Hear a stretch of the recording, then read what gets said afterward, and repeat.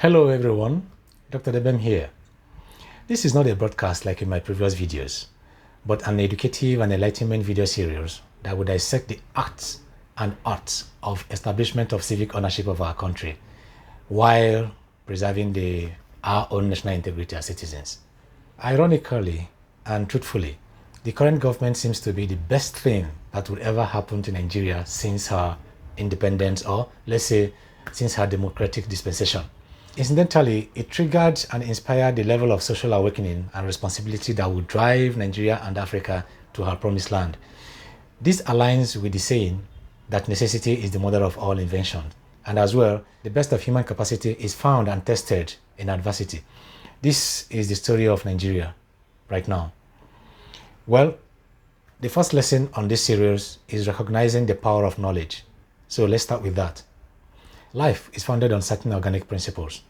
Your level of stability and success in life, or in enjoying life, is based on your knowledge and understanding of these principles and laws and your convictions about them. Conviction has to do with understanding certain principles to an extent that they form your belief and value system and ultimately become your own character. Well, this means that those values form your mind as spirit sets. They become your subconsciousness that runs as autopiloting. You know, when you are faced with circumstances and situations, you have these reflex thoughts and reaction that comes in you.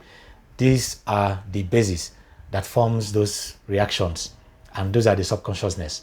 So this goes to say that you may not do what you're not convinced about, and you may not be convinced of something that you don't understand, and you don't understand something you don't know.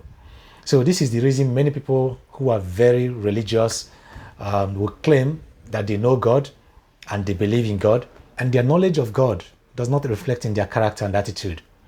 So why is that so?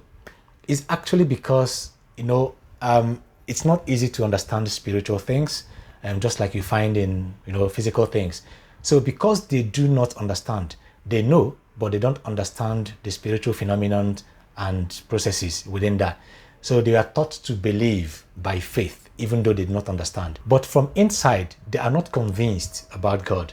So it's easier for them to be afraid or to believe or be convinced about a perceived evil man there and study all his or her strategies and be so convinced about them than they are convinced about what God will do. So this is where religion is actually different from spirituality. So you see them, professing and confessing their faith, but it does not really reflect in their character. However, that's not the topic of today. It's still about knowledge. Knowledge is believed to be very powerful because the power of your eventual actions begins with what you know. It is important to know that it is a lot easier to provide this knowledge to people at their formative stage, that is, in their childhood.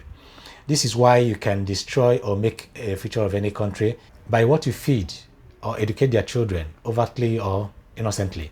So wrong seeds will eventually produce bad fruits and vice versa. However, adults can be supported to unlearn what they know and relearn new skills and new things. Basically, this is what I will help Nigerians to do, to be able to unlearn what they know and relearn new and effective and peaceful ways of securing and maintaining good governance, given the common situations in Africa generally.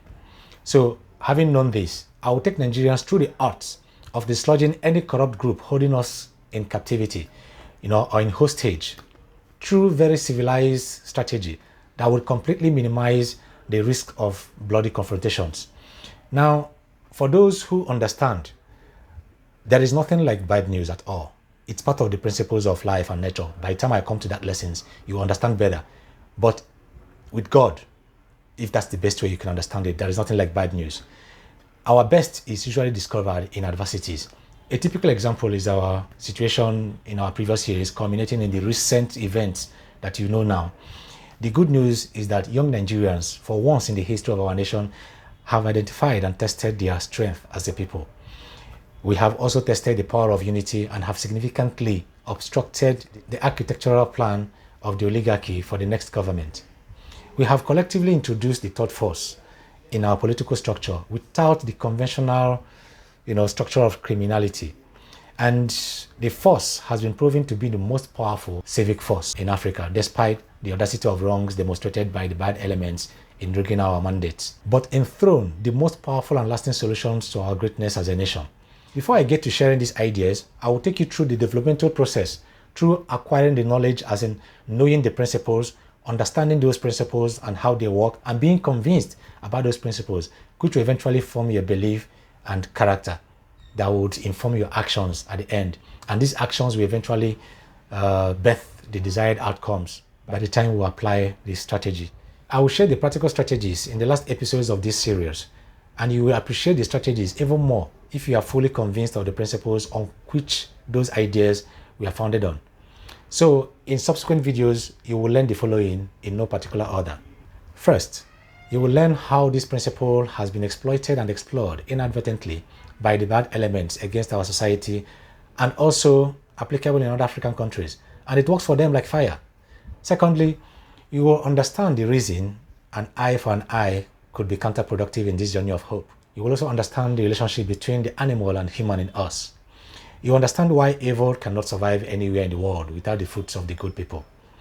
You also understand the natural laws of social balance and fairness that founded the original African democracy.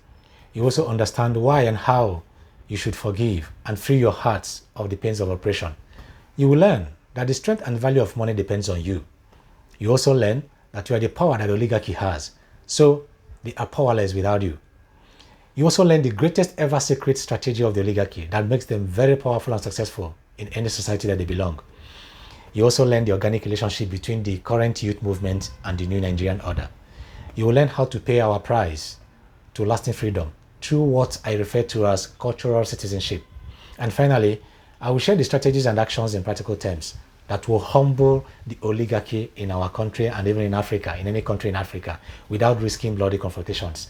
That would be about the last series of, about the last episodes of this series. So if we faithfully adopt and practice these strategies, this will become the Nigerian trademark civil solutions to disengage bad governance, and the world will come to learn this from us. So I often advise, if you think that your heart connects with these ideas and you are convinced that we won't miss this new Nigeria in our generation, share this series with other Nigerians with love and encourage them that we walk this journey of hope together to our freedom. Don't try to be a hero alone or show any form of individual relevance. We will all be heroes and heroines together in our generations, and we shall see the real power of God being unleashed upon this nation. Lastly, let's troop out en masse on the 11th of March to occupy all gubernatorial seats and state houses of assembly. The actions of INEC in the last election will be our springboard to even be more energized to break the structure of criminality in all levels of government in Nigeria. We are leaving no stone unturned. And after that, we shall come back to take back our presidential mandate rightfully. Our labor will never be in vain. Let's make this last statement that posterity will remember us for in the history of our nation. I remain your humble compatriot, Dr. Debem, standing tall in the face of adversity for the love of our country. Stay tuned for the next lessons on this series.